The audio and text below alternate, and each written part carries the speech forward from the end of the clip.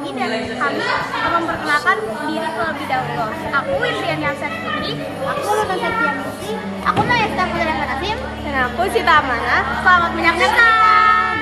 Pertama adalah pengertian dari litosfer. Litosfer sendiri memiliki arti yaitu bagian paling luar dari bumi yang terdiri dari kerak dan sebagian mantel di atasnya. Nah, sebagian mantel di atasnya itu sering disebut sebagai lapisan batuan beserta mineral. Nama litosfer sendiri juga berasal dari kata Yunani yang artinya litos berarti batu dan sphaira yang artinya bulatan.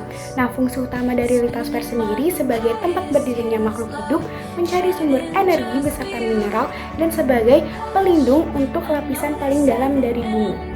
Selanjutnya ada jenis-jenis batuan penyusun litosfer. Yang pertama itu ada batuan beku. Batuan beku itu terbentuk karena adanya pembekuan dari magma dan juga lava. Kemudian batuan beku itu terbentuk lagi menjadi 3 tempat pembentukannya. Yang pertama ada di dalam. Di dalam itu disebut juga dengan vulkanik. Kemudian di gang disebut juga dengan korok. Kemudian di luar pemukiman disebut juga dengan fosil. Kemudian juga contohnya ada granit dan juga batu abu. Kemudian yang kedua itu ada batuan sedimen. Batuan sedimen terbentuk dari pengendapan hasil pelapukan dan transportasi batuan lainnya oleh angin, air, dan juga gas. Lalu batuan sedimen itu memiliki proses. Yang pertama itu ada batuan lama, yang kedua ada pelapukan, yang ketiga itu ada transportasi, yang keempat itu ada pengendapan, yang kelima itu ada pengerasan, dan lalu yang keenam itu ada batuan sedimen. Contohnya itu adalah konglomerat dan juga batu pasir. Yang ketiga ada batuan metamorf, terbentuk dari perubahan batuan beku atau sedimen yang sudah ada akibat suhu tinggi, tekanan atau zat yang menyusun.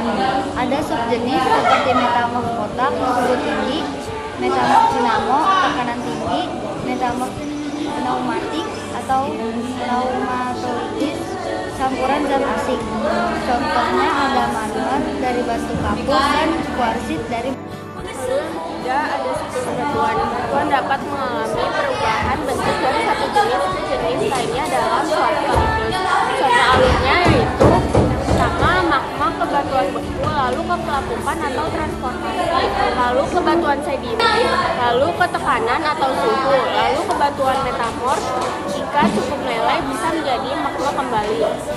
Lalu siklus batuan ini penting karena menunjukkan dinamika internal dan eksternal bumi, yaitu ada tenaga endogen dari dalam bumi dan ada tenaga eksogen dari permukaan, yaitu pelapukan, erosi, dan sedimentasi. Dan yang keempat itu ada faktor serta proses pembentukan. Faktor pembentukan termasuk suhu, tekanan, dan jenis media, yaitu air, angin, dan es, dan komposisi bahan dasar. Lalu proses-proses spesifiknya yaitu pelapukan mekanik dan kimiawi dan pengangkutan oleh media yaitu angin, air, dan es. Lalu ada pengendapan, pemadatan, dan pengerasan. Lalu ada metamorfosis oleh suhu, tekanan, dan pembekuan. Pentingnya memahami materi bagi kehidupan dan bumi. Yang pertama adalah memahami batuan dan siklusnya dapat membantu kita dalam mengenali sumber daya alam. Misalnya, batuan sebagai bahan bangunan, mineral, dan batu bara, dan lain-lainnya.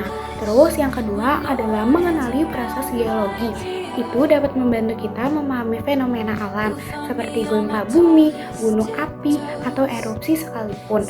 Yang ketiga adalah dia dapat membantu kita dalam studi di lingkungan alam dan bagaimana perubahan batuan memengaruhi landscape-nya. Sekian video dari kami mengenai siklus bebatuan. Kurang lebihnya mohon dimaafkan. Wassalamualaikum.